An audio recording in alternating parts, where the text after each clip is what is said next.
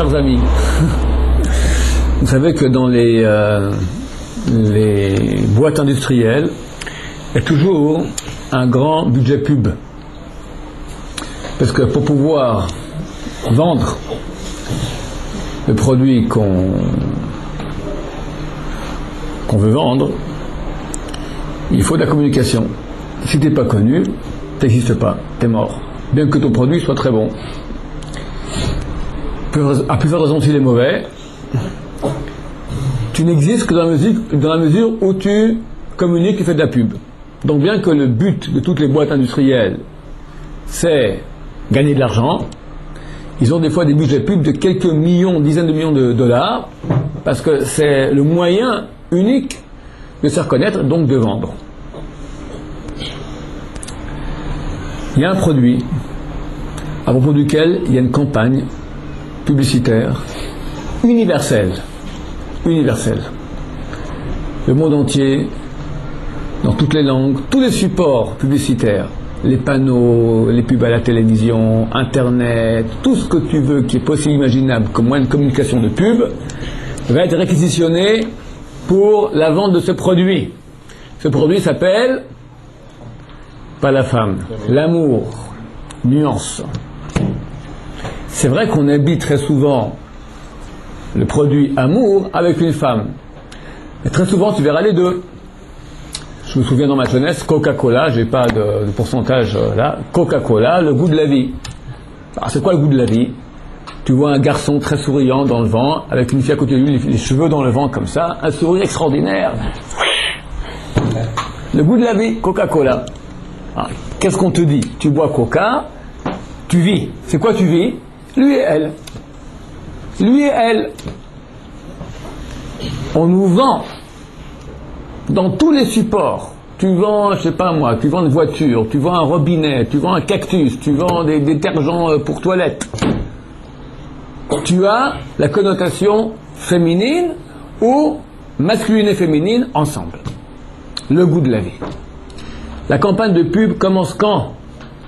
Elle commence d'habitude à l'âge de 2 semaines. 2 semaines après sa naissance. Le gosse, il tète de sa mère, mais de temps en temps, sa mère va se reposer, elle lui donne le biberon. Vous remarquerez sur beaucoup de biberons, il y a des motifs géométriques. Rarement des carrés jaunes et des rectangles verts, très souvent des petits cœurs roses. La question se pose, pourquoi des petits cœurs roses? Vous comprenez que c'est la phase buccale. Freud appelle cela, tous les plaisirs, toute la connaissance du monde passe par la bouche. Tout ce qu'un gosse y voit, la bouche. Les plaisirs de ce monde, la bouche. On lui donne maintenant le biberon, le bon doux biberon, le visage de sa mère, tac. Ah, il boit, c'est bon, qu'est-ce qu'il voit? Qu'est-ce qui rentre dans son inconscient pour toujours? Des petits cœurs roses. L'effet Pavlov, déjà à son âge, quand il verra des petits cœurs roses, ça va réveiller son inconscient d'IA. À sa naissance, c'est bon. J'exagère, c'est pas toujours le cas, mais bon, j'exagère un peu pour que vous mettre en relief quand même la puissance de cette pub, le lavage de cerveau que nous avons subi.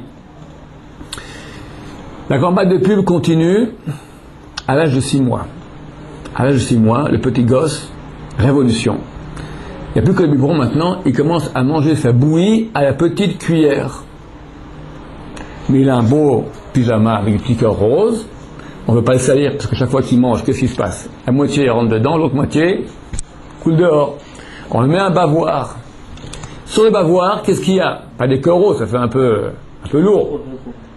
Il y aura un Mickey Mouse. Mais Mickey Mouse n'est pas tout seul. À côté de lui, qui y a? Minnie.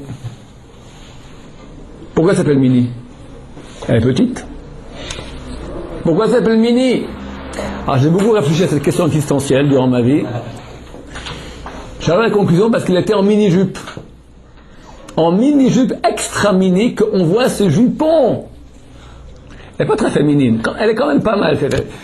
Elle se tient toute comme ça, là. Elle a ses jupons comme ça qui sortent, des grosses chaussures, les sourcils qui remontent au-dessus du front. Elle attrape par sa main Mickey Et entre les deux, des cœurs roses qui éclatent. Le bonheur, tu vois les deux avec ce bonheur parfait. Donc le gosse, il a 6 mois, qu'est-ce qu'il comprend? Mickey, Minnie, ça va bien ensemble. Ça au moins le bon goût de la bouillie. Ils ont l'air heureux. Après, notre gosse, il grandit, il arrive à l'âge de 2-3 ans, il a les petits livres à images. Jean-Paul fait des tas de sable au bord de la plage. Suzanne, couette blonde, yeux bleus, se rapproche de Jean-Paul. Jean-Paul, qu'est-ce que tu fais? Je fais des tas de sable au bord de la plage. Jean-Paul aime bien Suzanne. Suzanne aime bien Jean-Paul. Ensemble, ils font des tas de sable au bord de la plage. Le gosse, qu'est-ce qu'il comprend? Les images, les belles images de la vie. Jean-Paul, Suzanne, la plage. Ça rentre quelque part, cette éducation. Après, il grandit, il apprend à lire, il a 7-8 ans, le clan des 5. Elle a été ravie par des vilains brigands, et lui, le plus grand, le plus courageux des 5, il monte sur une corde comme ça, et il va avec ses copains, et hop, il arrive à reprendre la belle des ravisseurs, et elle le trouve tellement beau, grand, sympathique, courageux. Et ils se marièrent et vécurent ensemble et eurent beaucoup d'enfants. Eurent beaucoup d'enfants et plus tellement à la mode, c'est que chez l'orthodoxe c'est resté. Mais bon. Combien d'histoires tu as et ils vécurent heureux et eurent beaucoup d'enfants? La Belle au bois dormant, Le Prince charmant qui vient, les films d'Hollywood. La Belle et la Bête, La Bête qui devient la Belle, Cendrillon, Blanche-Neige, La Petite Sirène. Hein? La Belle et le Clochard. La Belle et le Clochard. La Belle et la Bête.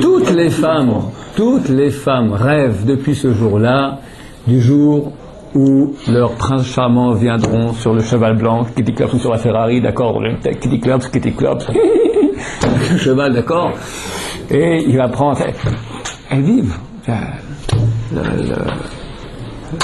Quelle fille ne rêve pas du jour où on lui demande sa main? C'est romantique, c'est beau. Ça fait depuis l'âge de 5-6 ans qu'on nous a gavés de cette histoire-là. Très bien, j'ai rien contre. C'est très beau. La campagne de pub continue. À l'âge de 12 ans, c'était dans ma jeunesse, à l'âge de 12 ans, on avait droit à l'école au cours d'éducation sexuelle. Tu sais tout sur tout. C'était il y a 25 ans. Non, j'avais 12 ans, il y a 30 ans, 34 ans. À l'âge de 12 ans, ça fait tout sur tout. Examen. Et puis à 12 ans, qu'est-ce que tu écoutes? Tous les supports, la musique. Qui n'écoute pas la musique jour et nuit? Qu'est-ce qu'on chante dans la musique? Les lapins, les étoiles, les kangourous. Elle, lui, nous quoi? Je t'aime, she loves you, yeah, yeah, yeah. Ana kana habbak, ich liebe dich. Ana oevo, dans toutes les langues, ça revient, c'est que ça. Love, love, love. Hein? Qu'est-ce qu'on chante d'autre? Trouve pas de travail? On m'a annoncé une chimiothérapie. Qu'est-ce qu'on va chanter? Tu parles pas de la vie, tu parles de Dieu. Pas de Chidour. Je comprends pas mon Tosfot. Qu'est-ce qu'on chante? Elle et lui, moi et lui, elle et... Voilà, et nous quoi. La poésie. De quoi on parle en poésie? Les romans. Le cinéma. Ça fait 25 ans que je n'ai pas été au cinéma, Baruch Hashem. On m'a dit qu'il y a un film documentaire sur un fait divers du siècle dernier. Très long film, 3 heures de documentaire, qui a fait des dizaines de millions d'entrées. Titanic. Un fait divers du siècle dernier, un bateau qui fait naufrage. Alors, je me suis dit, 3 heures de film, voir un bateau couler, c'est extrêmement ennuyeux. Tu vois le beau bateau, il va, touche l'iceberg. Après, il se met à couler. 5 minutes, encore 5 minutes, encore 5 minutes, encore 5 minutes, encore 5 minutes, encore. Au bout de 3 heures, voir un bateau couler. Il y en a qui le revoient en plus. Hein, tu le revois encore couler, bon. Il m'a dit, t'as rien compris.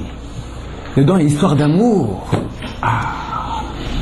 Il y a de l'amour, ça vit, ça pétille. Ça vit. On vit d'amour et d'eau fraîche. Hein? Ouais, c'est qu'à le dire.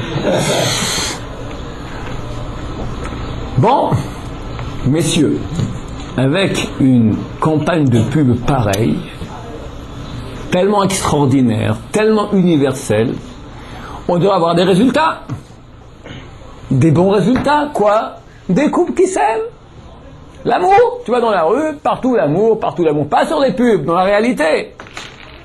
Résultat, tu l'as sur les pubs, et la réalité, la catastrophe la plus grande, je crois, de l'humanité. À Paris, le chiffre au consistoire de France, 57% de divorces. Ceux qui vont divorcer au consistoire, pas tout le monde. Les chiffres en Suisse, en Israël, je les connais, c'est plus de 50% de divorces. C'est les couples qui divorcent. Les malheureux qui n'ont pas encore eu le courage de divorcer, qui restent ensemble pour les enfants ou pour pas payer les avocats. Alors, des fois c'est pire. L'enfer à la maison. La guerre froide, on ne se parle pas, chacun pour soi. La guerre chaude, les assiettes qui volent. Et au milieu, les enfants qui voient les assiettes voler comme ça, ou les insultes, ou l'ignorance. Et ça, c'est peut-être la douleur la plus grande au monde. Parce qu'un adulte, déjà c'est très dur un divorce, mais il peut encore faire face. Il a sa personnalité, il a un problème, il fait face. Mais un gosse, un enfant, ses repères, sa sécurité, les fondations de sa personnalité, ce sont ses parents. Si cette fondation s'écroule, alors tout l'être s'écroule. Et tu les vois après toute leur vie qui portent les séquelles. Et quand je dis ça, je touche la moitié de l'humanité. La moitié de l'humanité qui souffre de parents divorcés. Et quand ils se marient, ils ont tendance naturelle à réitérer le comportement qu'ils ont vu. Donc tu es parti pour des générations de tordus. On voit des enfants de divorce. On voit. Ouais. C'est possible, je dis pas que c'est terminé. Mais il y a une tendance naturelle à. Alors on essaie de réparer, il faut réparer ça. Mais naturellement, aujourd'hui, j'ai vu mes parents, ça allait pas. Aujourd'hui, ça va pas avec toi. Ciao. Et aujourd'hui, les jeunes qui osent se marier, ils voient leurs copains qui sont mariés avant eux, 1 sur 2 divorcent. Alors lui, il les a vus le jour du mariage, l'amour total. Et il voit 2-3 ans après, la guerre totale. Et là, comment je peux me marier? J'aime bien ma copine, mais mon copain aimait bien sa copine, regarde maintenant quel enfer il a. Les gens tremblent de se marier. Et les années passent, alors on n'arrive pas à se marier, on n'est jamais certain. Donc il y a un problème. D'un côté, tu vends un produit avec une campagne de pub extraordinaire, le produit il est bon, c'est un beau produit. Qui ne veut pas le couple amoureux, génial, qui marche? La réalité, lamentable. C'est trop facile comme mot, lamentable. La catastrophe, la pire. Destruction de l'humanité, vraiment. La cellule familiale qui casse, les enfants qui partent dans la drogue, c'est terrible, la débauche, la déprime, ce que tu veux. À l'origine, très souvent, c'est ça. Les parents qui ne s'entendent pas. Normalement, un enfant qui voit ses parents s'entendre, se respecter, s'aimer, il pousse tout droit. Il a confiance en lui, il est bien, il essaie de faire le bien autour de lui. Il y a vu des exemples. Il y a quand quelqu'un a eu un exemple de guerre et de déchirement, alors il devient ou un déchiré ou un déchireur. Ou bouffer, ou être bouffé.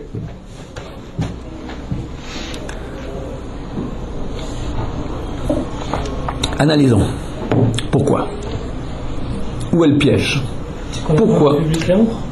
Alors que l'amour c'est quelque chose de privé. en rendant public justement, alors ça me donne des images aux gens qu'ils peuvent sortir de leur... Mais le produit, il est bon. Mais le produit, justement, le produit, il leur appartient qu'à eux, c'est leur... C'est-à-dire que comment ils vivent leur vie, de leur foyer, ça n'appartient qu'à eux. En rendant une image publique aussi... On me montre maintenant, on me montre maintenant, voilà, un monsieur et une madame. Sur les affiches, Le problème, des femmes, des beaux hommes. c'est qu'ils voient un produit fini. Et pour arriver à ce produit fini, il y a toute une étape de travail qui permet d'arriver à ce produit fini qui est l'amour parfait.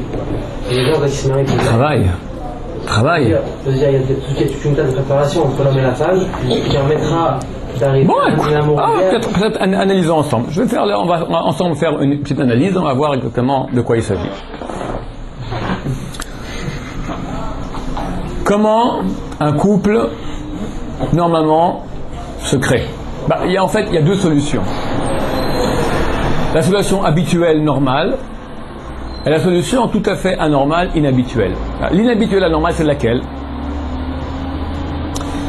Je me marie par altruisme pur. Je me baladais dans la rue, je l'ai vue. Elle m'a fait franchement pitié.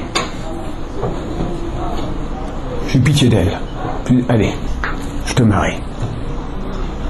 Ça peut arriver. Si ça arrive, je pense pas, c'est extrêmement rare. La façon normale, tu te baladais dans la rue, ou tu étais boire un pot avec les copains, tu étais invité à une soirée, quelque chose, n'importe quoi. Et puis, elle était là. Et tout à coup, tu as fait une blague sympathique, elle a arrêté de rire, avec ses cheveux, tac, ton radar a posé une hausse d'intérêt dans le radar, tu refais une blague, elle rechlac-clac avec ses cheveux, tu fais le coq, elle fait la poule, après on a changé de numéro de téléphone, on se revoit, et puis t'es pas que charmant avec des blagues, tu essaies de profond aussi, et puis tu la joues, elle la joue, vous la jouez, et lentement on commence à se connaître, et puis l'amour vient.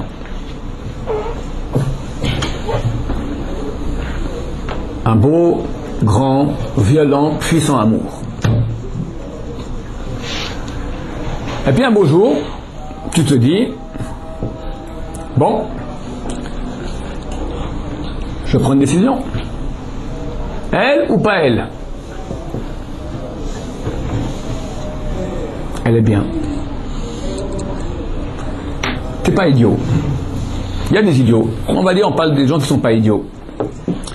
Tu comprends que le jour où tu te maries, c'est plus seulement recevoir, kiffer avec elle. Il faut commencer à investir.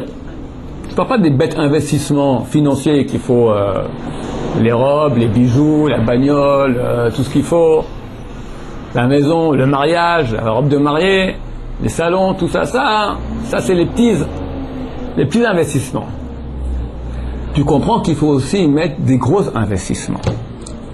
Parce que c'est fini. Une fois qu'on se marie, on vit à deux. Comme ils disent, la corde au cou. Mais tu te dis, avec une fille pareille, ça vaut la peine. En tout cas, comme tu vas faire une sorte de balance. Balance commerciale, tu vas faire comment on appelle ça? Un bilan. Un business plan. Business plan. Tu regardes maintenant, qu'est-ce que tu peux gagner? Qu'est-ce que tu peux perdre? Perdre. Je peux sortir maintenant avec les copains, passer la nuit dehors, revenir à 4h du matin. Ça marche plus avec une femme. De nos jours, ça marche encore. Ils sortent avec leur femme. D'accord, mais sortir avec les copains sans, tu peux plus. Donc faut l'apprendre, t'as pas toujours envie. Tu te maries avec elle, tu te maries avec la belle-mère aussi. Ça fait partie du package deal. Et puis après, il y a les enfants. Il faut éduquer, il faut savoir donner, on n'est pas toujours d'accord sur l'éducation. Et puis, tu la connais depuis quelques mois, elle n'a pas toujours bon caractère. Elle est un peu capricieuse. Des fois, elle est carrément insupportable. Donc, il faut savoir que C'est normal. T'es pas mieux qu'elle, entre nous. Donc notre bonhomme, là, commence à cogiter. Il hésite, oui, non. Et puis à la fin, il dit, bon, écoute, c'est vrai qu'il faut investir, mais je suis d'accord. Pourquoi ? Parce que je prévois en retour tellement de bonheur, tellement de retours bénéfiques. Je suis prêt à investir des efforts dans le couple. Je comprends qu'il faut investir. Je suis prêt à investir. Parce que je prévois qu'en retour, il y aura beaucoup de bonheur. Elle peut répondre, cette fille répond à mes besoins affectifs, à mes besoins intellectuels, on part bien ensemble, à mes besoins sexuels, je pense qu'on va, une fille mignonne, très bien, au niveau social, ça, la galerie, ça fait bien, l'argent, peut-être de l'argent, je sais pas, tout, il prend en compte tous les points importants, tous les facteurs importants. Et dans la balance, il dit, positif. Ah, excusez-moi, la dernière fois, vous n'avez pas donné la même raison. Vous avez dit, dans le cours sur le Shidour, vous avez dit que la raison pour laquelle il se marie avec elle, c'est pourquoi ? C'est pas à cause du retour. Parce qu'il est bloqué, parce qu'il aime tellement que... Non, je parlais maintenant de quelqu'un maintenant qui va se marier à l'aveuglette. À l'aveuglette, ou dans le jugement, il va se tromper. C'est vrai aussi. C'est vrai aussi que dans le jugement, s'il passe par la méthode non Shidour, il risque d'être beaucoup aveuglé. Mais je parle même sans cela. Sans l'aveuglement maintenant de l'amour et tout ça... Où sont maintenant ? Ah ouais, on parle de quelqu'un d'intelligent. Quelqu'un d'intelligent, il comprend que dans le mariage, il faut donner. Mais il se dit, je suis prêt à donner. Parce qu'en retour, ça vaut la peine. Je suis très pragmatique, très dur et très vilain. Nous, chez les Juifs, on appelle ça pas amour, on appelle ça business. C'est un business plan. Tu montes maintenant une affaire avec quelqu'un, tu penses qu'il faut investir, tu fais ton business plan, tu regardes maintenant, il faut investir. Mais je vais perdre. Non, tu vas gagner.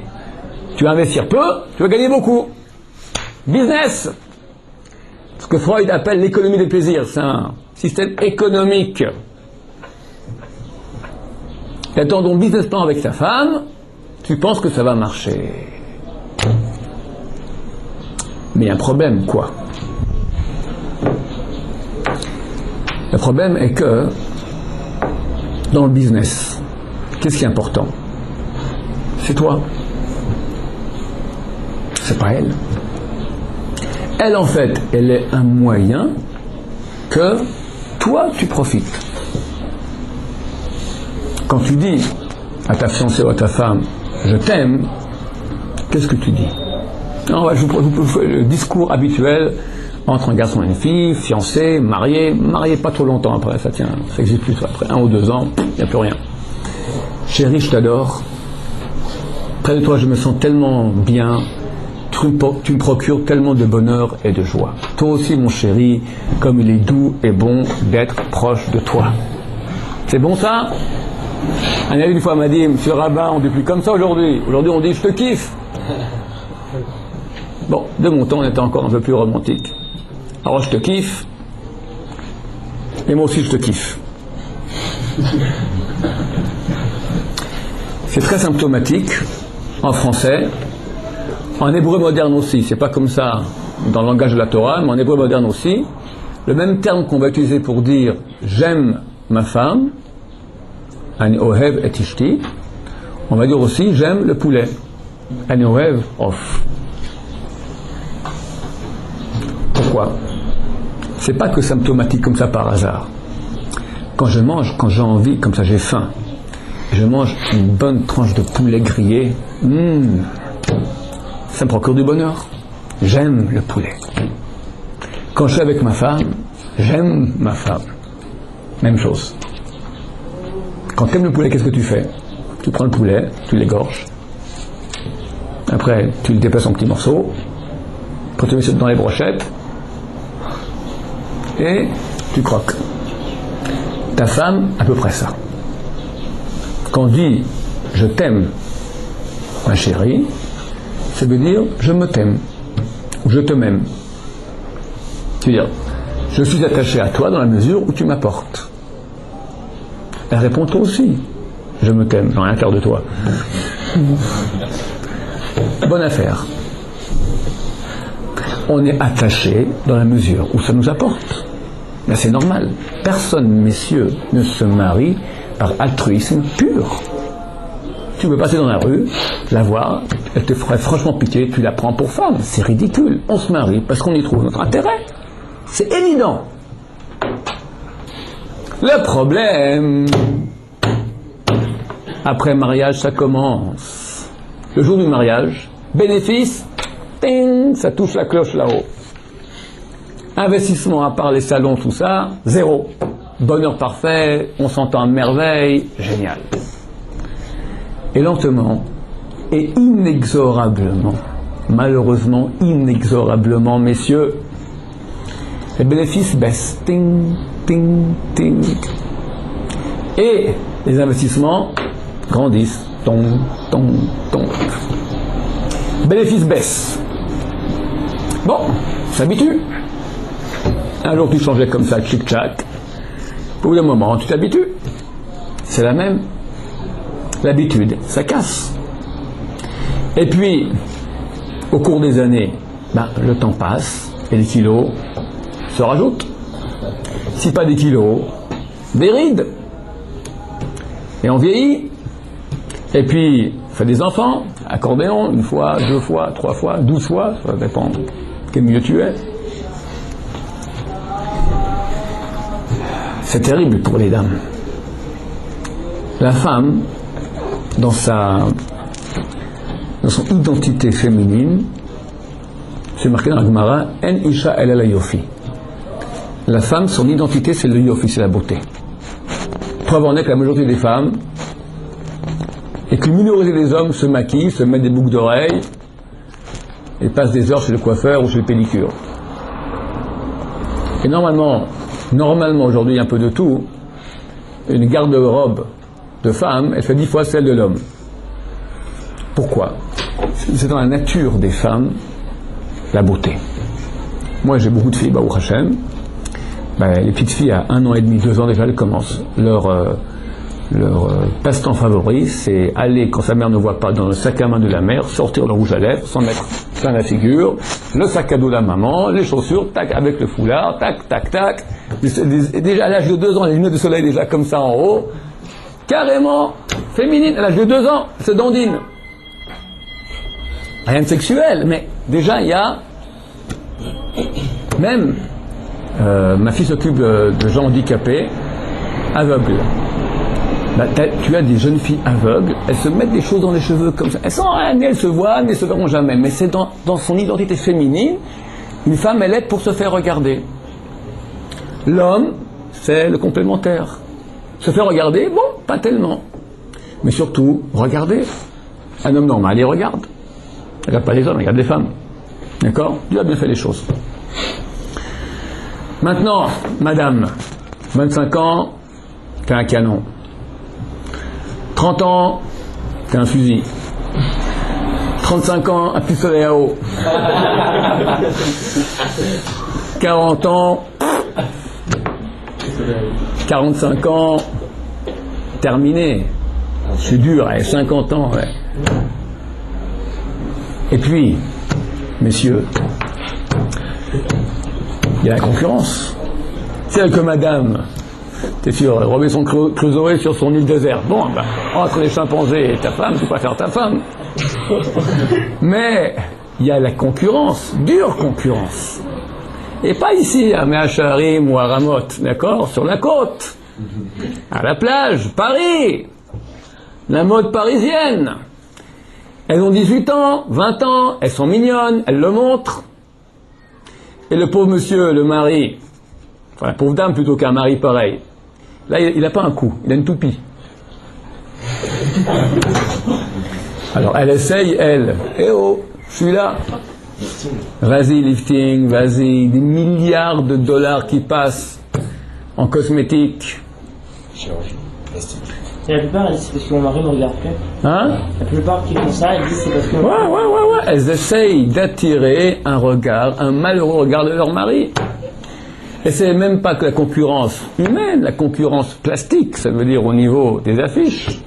3h du matin, 10 mètres sur 10 mètres, dans sa splendeur. Cette bonne femme, on ne sait même pas si elle existe. Déjà, en vrai, elle est bien. Après, ils l'ont arrangé, maquillé, habillé, déshabillé, juste comme il faut pas. C'est exactement le point le plus sensible touché. Ensuite, l'éclairage, le photographe, tout le top. Des fois, ça n'existe même pas en vrai, ils l'ont arrangé à l'ordinateur. Donc cette bonne femme n'existe pas. Et pas dans la rue, messieurs, 10 mètres sur 10. Dans la chambre à coucher, l'écran géant. Regardez la télévision, monsieur et madame. Il la regarde. Elle le voit la regarder. Il lui fait. Alors il la voit elle, après, il voit sa femme.